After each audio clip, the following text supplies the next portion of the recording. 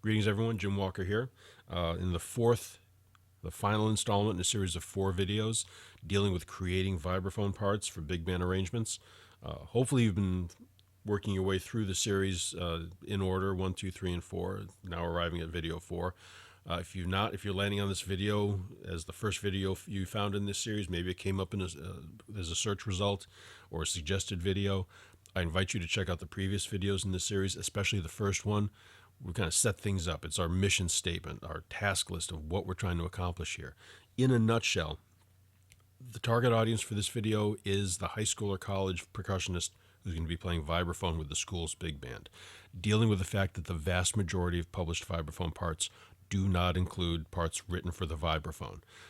And that almost always falls to the player's duties to come up with the actual part. In the first 3 videos of this, we talked about taking second and third videos specifically, taking existing parts, piano and guitar in the second video, horns, saxophones, trumpets, and trombones in the third video in this series, what you need to know to take what's on the page and adapt it for the vibraphone. So we dealt with the range of the piano, making chord voicings fit better for the vibes than they do on the piano, adjusting the chord voicings commensurately. Or for the guitar and the horns, dealing with transposition, the fact that the written note and the note you hear are not always the same. So this video, we're going to get into, rather than an orchestrational thing where we reproduce something that's already in existence in the arrangement, maybe we're going to be adding something new.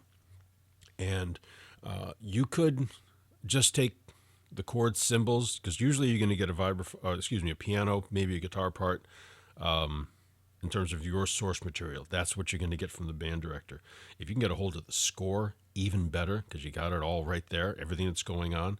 But if you've got chord symbol notation written, G minor 7, C7, sharp 9, F major 7, sharp 11, and you create your own voicings according to that, you can go ahead and do it if you have that facility.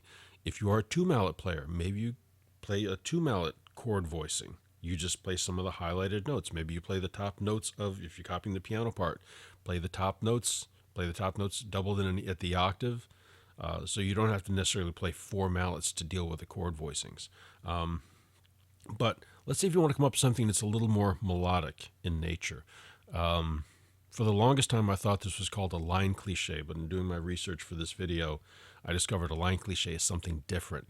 A line cliche is like if you stay on one chord and you have a bass line moving underneath it. So you have an A minor chord, A minor over G sharp, A minor over G, A minor over F sharp, that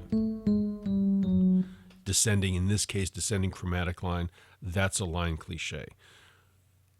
Thinking more about it what we're going to be discussing here, you have heard it called a guide tone melody, but basically we're going to be extracting a melodic line, for our purposes, usually whole steps and half steps, something scale motion, stepwise motion, up or down, or a variety of motions, but extracting that from the chord tones of the chords of a series of a progression, a chord progression. Yeah.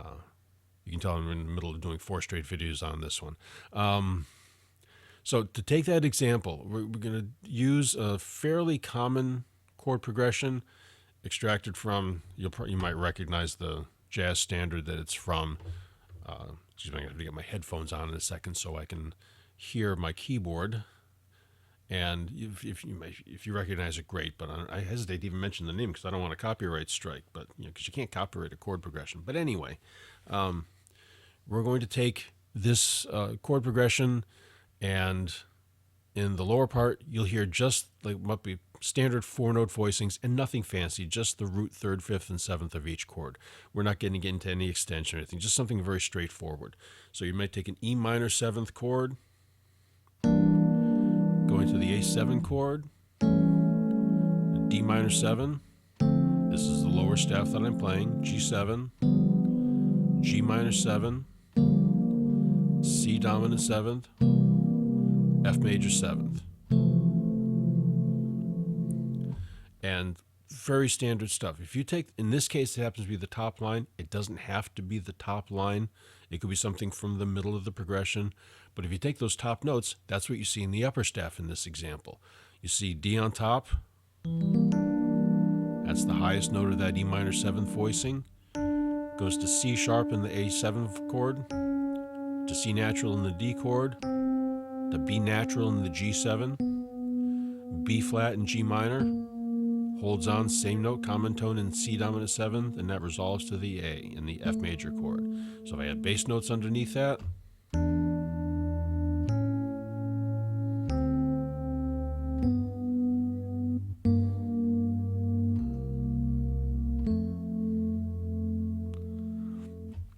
so maybe in a particular section of a song, you add that moving line as a background figure.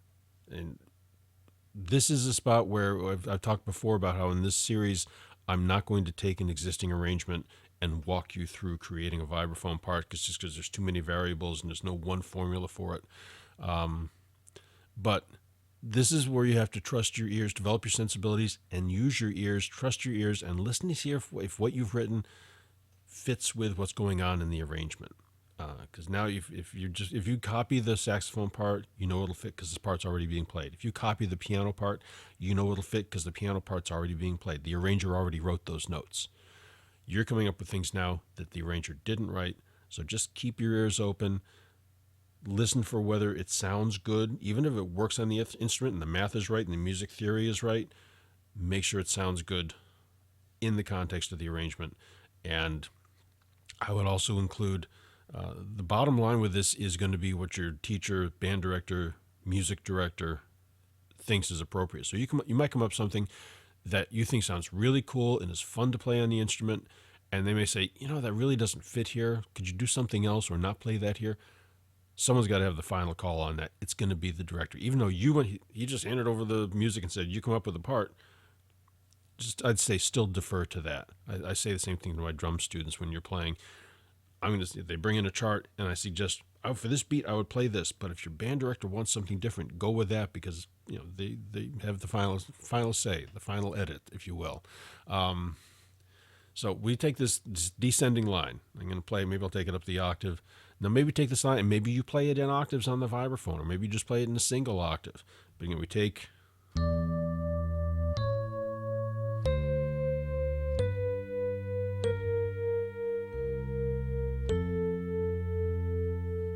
and I'm using an electric piano sound because I'm playing with the MIDI function in my digital audio workstation, and the vibraphone sample is horrible. And I want to be able to play bass notes, so I'm not playing it on the vibes. So you could play, maybe that's the line you play in this phrase of the particular chart. Next step, do something with it. Make it a little more interesting. Add some articulation, change the rhythm up a little bit, and rather than just half notes, it's still based off of the chords, but you have something a little more interesting.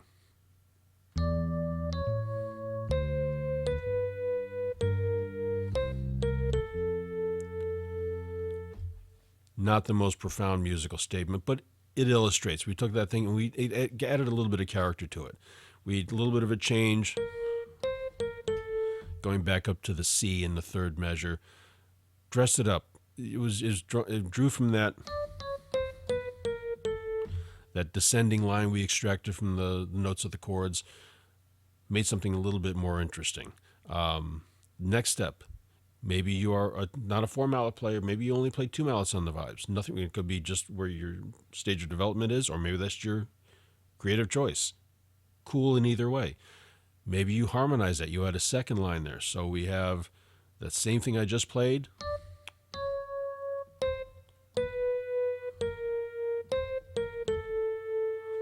And I add some notes underneath it.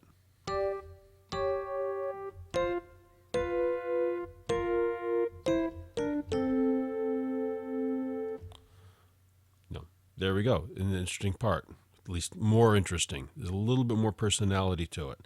Or if you are a 4-mallet player, maybe you take that melody and you voice it out with 4 chords. Let me go slowly here.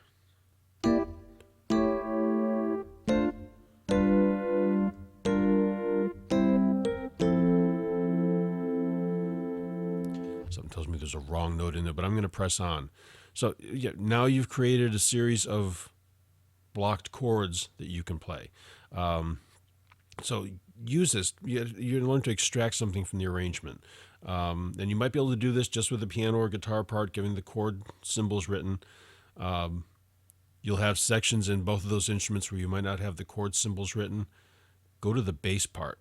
Even if it's a written out walking line, you're more likely to find all the chord symbols there, and it'll be written in concert pitch. So if in this example, if there was a bass part that went along with it, the first chord would be E minor 7 flat 5. The same thing you're reading. Bass is a concert instrument. It transposes down an octave like the guitar does, but we're not dealing with that. We're just going to the bass part for the chord symbol notation. And this is why if you can get your hands on the score, even better. You got all this information there.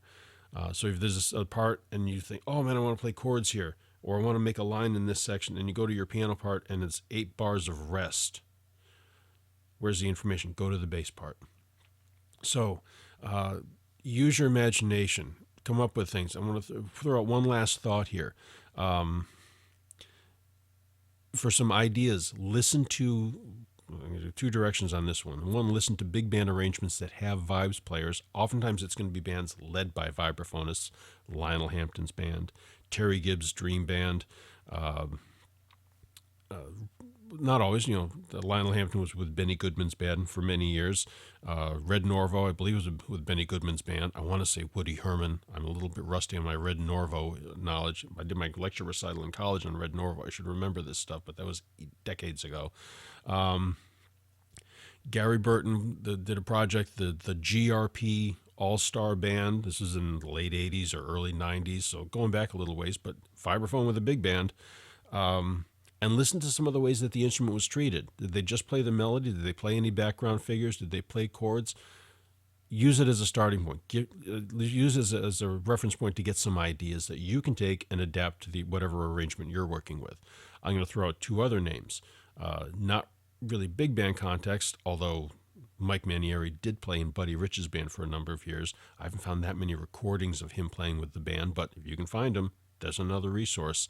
But I'm thinking more along the lines of Mike Manieri and Dave Samuels with 2 respective bands.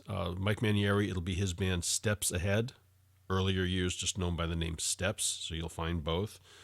And you've got, and for Dave Samuels, Spirogyra.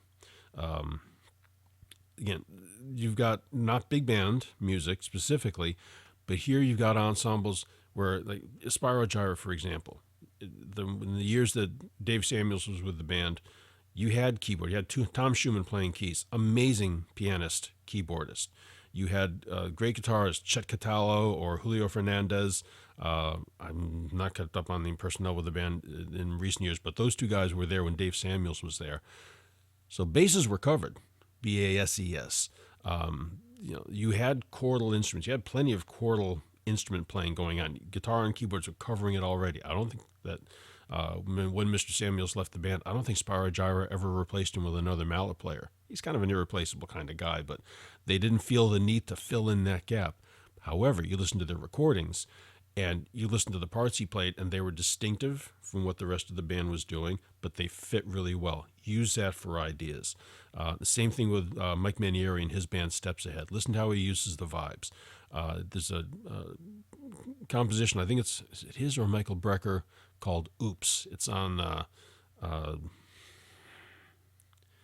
the Radioactive album, I think it is. If I get that wrong, I'll include the text to correct myself on this. But it's also on the Live in Tokyo album they did with Mike Starr and Darryl Jones and Steve Smith, that incarnation of the band in the mid to late 80s.